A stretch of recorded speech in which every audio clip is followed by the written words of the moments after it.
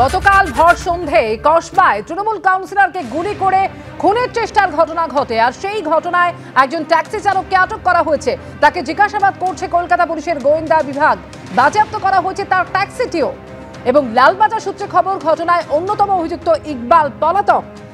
ময়ূর ঠাকুর চক্রবর্তী প্রতিনিধি রয়েছেন এই মুহূর্তে আমাদের সঙ্গে। ময়ূর, একজন ট্যাক্সি চালককে আটক করে জিজ্ঞাসাবাদ করা হচ্ছে। এখনো পর্যন্ত এই ঘটনার সঙ্গে তার কি যোগ থাকতে পারে বলে পুলিশ মনে করছে? দেখো, যেটা পুলিশ আধিকারিকরা এই গোটা গুলি চালনার ঘটনায় ইতিমধ্যেই একটা ট্যাক্সি চালকের খোঁজ পেয়েছেন এবং একটা ট্যাক্সির খোঁজ পেয়েছেন। পুলিশের তরফ থেকে বলা হচ্ছে যে এই এন্টায়ার অপারেশনে এই ট্যাক্সিটা একটা পার্ট ছিল। অভিযুক্তরা এই ট্যাক্সিকে ব্যবহার করেছিল এবং ট্যাক্সি চালকও তাদের সঙ্গেই ছিল। ঠিক সেই কারণেই গতকাল রাতেই লালবাজারের গোয়েন্দা এবং কসবা থানা তারা যৌথভাবে তদন্তে নেমে সিসিটিভি ফুটেজের সূত্র ধরে এই ট্যাক্সির খোঁজ তদন্তকারী আধিকারিকরা পান এবং তারপর ট্যাক্সি চালককে পুলিশ আধিকারিকরা ডিটেইন করেছেন।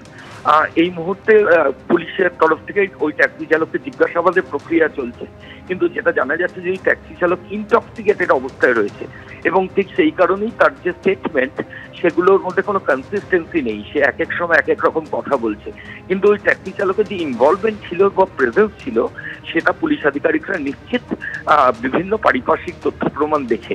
এবং পুলিশ যেটা বলছে যে ওই ট্যাক্সি চালককে টানা জিজ্ঞাসাবাদের প্রক্রিয়া চলছে। আর সে একটু স্টেবল হওয়ার পর যদি তার কমপ্লিসিটি বা যোগসাজশ আসে গোটা বিষয়টাতে, সেক্ষেত্রে পুলিশ আধিকারিকরা ওই ট্যাক্সি চালককে গ্রেফতার করবেন। এর পাশাপাশি আরো যেটা জানা যাচ্ছে যে এই গোটা যে ঘটনা, এতে কিন্তু ইকবাল বলে একজনের নাম সামনে আসছে। কে এই ইকবাল? ইকবাল হচ্ছে একজন ব্যক্তি যে তার অরিজিনাল নাম, যে আসল নামটা লুকিয়ে ইমপারসোনেট করে এই ইকবাল নামটা ভাড়িয়ে সে দুষ্কৃতীদের কাছে নিজের পরিচয় দিয়েছিল। এবং বিহারের বৈশালী থেকে কয়েকজন দুষ্কৃতী তাদেরকে নিয়ে এসে কলকাতা বন্দর এলাকা, কলকাতা পোর্ট এলাকাতে সেখানে এনে রাখা হয়েছিল। এবং এই ইকবাল বলে ব্যক্তি যে নিজের নাম ভারিয়ে ইকবাল বলে পরিচয় দিচ্ছে দুষ্কৃতীদের কাছে, সেই কিন্তু এই দুষ্কৃতীদের থাকার যে লজিস্টিক্স ব্যবস্থা সেগুলো সমস্ত কিছু করে দিয়েছিল এবং এগুলো কলকাতা বন্দর এলাকায় হয়েছিল এবং সেখানে দুষ্কৃতীরা ছিল।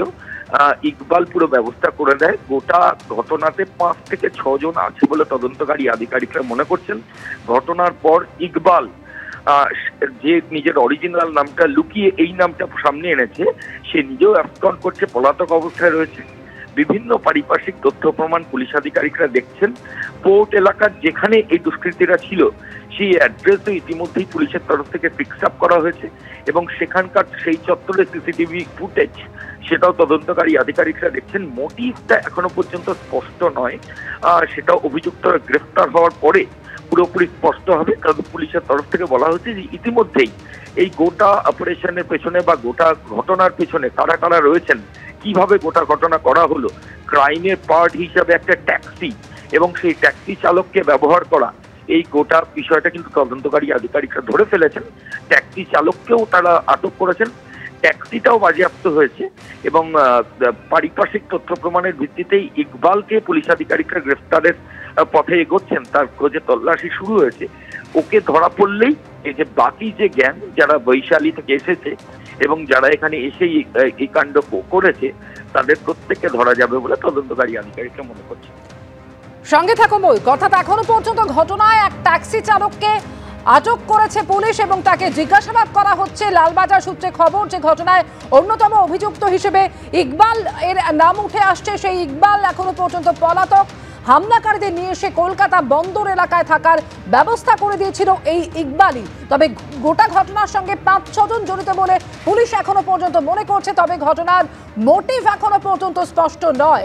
ভরসন্ধে কসবায় তৃণমূল কাউন্সিলরকে লক্ষ্য করে গুলি চলার ঘটনা এবং সেই ঘটনায় এক ট্যাক্সি চালককে পুলিশ আটক করেছে, তাকে জিজ্ঞাসাবাদ করছে কলকাতা পুলিশের গোয়েন্দা বিভাগ।